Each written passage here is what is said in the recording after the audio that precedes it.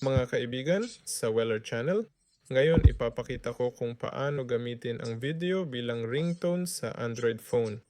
Para dito, kailangan nating pumunta sa browser at isulat ang video to MP3. Gagamitin natin ang converter at dito i-upload ang ating video. Oo, mula sa device. Oo. Pagkatapos nito, makakakuha tayo ng MP3 file. Sunod, pumunta sa downloads. Para dito, pwede tayong pumasok sa files. Piliin natin ang audio. Oo, piliin ang audio na kailangan. I-click ang tatlong tuldok at gamitin ito bilang ringtone. Pwede itong gawin dito o pwede ring gawin sa settings ng telepono.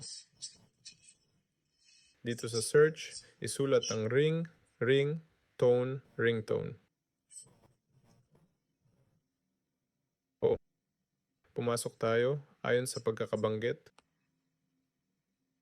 Dito pwede mong piliin ang tunog na kailangan mo. I-click ang Add Ringtone at pumili ng kanta mula sa files. Kasama nyo si Weller. Paalam sa lahat.